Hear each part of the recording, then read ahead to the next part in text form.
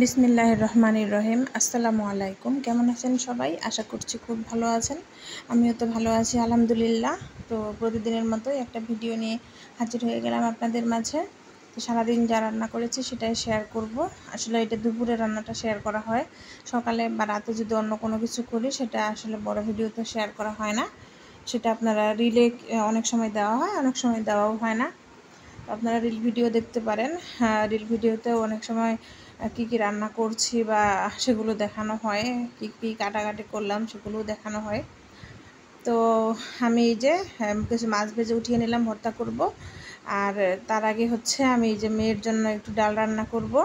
মেয়ে অন্য কোনো কিছু দিয়ে ভাত খেতে চায় না, তো ডাল রান্না করলে তার একটু খায়। তো ভাবলাম যেহেতু ডাল খায় তো একটু ডালই রান্না করে দিই। একটা পটল দিব, আর হচ্ছে মাছও 2 পিস মাছ এই ডালের মধ্যেই দিয়ে দিব। আসলে কি করব, আলাদা করে যদি মাছ ভাজি করে দেই সেটাও খেতে চায় না।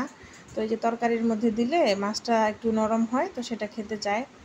আসলেও বাচ্চা থাকলে অনেক কিছু চিন্তা করতে হয়। তো আমি এই যে একটা পটল দিয়েছিলাম, যে একটু সবজিও তো খাওয়া দরকার সেজন্য আর কি।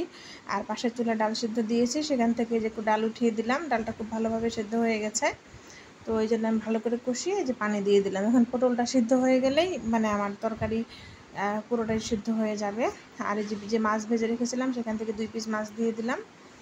তো এই 2 পিস মাছই যথেষ্ট, তার জন্য এই তরকারি দিয়ে দুপুর এবং রাতে খাওয়া হয়ে যাবে। আর এদিকে আমি যে কড়াইয়ে মাছ ভেজেছিলাম সেই তেলে আমি এখন মাছ ভর্তা করে নেব।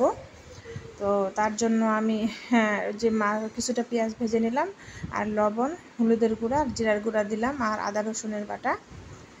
এগুলো আদা রসুনের বাটা দিলে কিন্তু মাছ ভর্তাগুলো খেতে খুব ভালো হয়। আর মরিচের গুঁড়া দিলাম। মরিচের গুঁড়াটা একটু পরে দিলাম।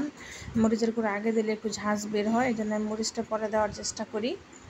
আর এই যে আমি মাছের কাঁটাগুলো বেছে মানে শুধু মাঝখানের কাঁটাটা আর কি বেছে ফেলে দিয়েছি। তো এখন আমি এটা ভালো করে ভাজা ভাজা করে নিলেই আমার কিন্তু মাছ ভর্তা রেডি হয়ে যাবে। আর এভাবে মাছ ভর্তা খেতে কিন্তু খুব ভালো লাগে। আবার হচ্ছে মাছ ভালো করে ভেজে সেটা কাঁচা পেঁয়াজ দিয়ে করলেও ভালো লাগে। আর আমি এদিকে আরেকটা কড়াই বসিয়ে দিয়েছি, এখানে আমডাল রান্না করব। তার জন্য আমডালে কিন্তু জিরা বাঘার দিলে মজা লাগে না, এই জন্য সরিষা বাঘার দিলাম। এটা আমার একটা আন্টি শিখিয়ে দিয়েছিল আমডালে সরিষা দিতে, মানে যে কোনো টক ডালে হচ্ছে সরিষা দিয়ে বাঘার দিতে। সরিষা দিলাম, পেঁয়াজ রসুন ভেজে আমি যে লবণ হলুদ পরিমাণ মতো দিয়ে দিচ্ছি, ডালে যতটুকু লাগবে। আর এই যে সেদ্ধ করে রাখা ডাল দিয়ে দিলাম। ডালটা কিন্তু খুব ভালোভাবে সেদ্ধ হইতে হবে, নাহলে কিন্তু ডাল খেতে ভালো লাগে না। যারা ডাল খান না তারা এইভাবে ডাল রান্না করে খাবেন, খুব ভালোভাবে সেদ্ধ করবেন, দেখবেন যে ডালটা খেতে খুব মজা হয়েছে। আর এই যে আমগুলো দিয়ে দিয়েছি। তো আমার যেহেতু ডালও সেদ্ধ সব কিছু, আর 5 মিনিট রান্না করলে কিন্তু রান্না রেডি হয়ে যাবে।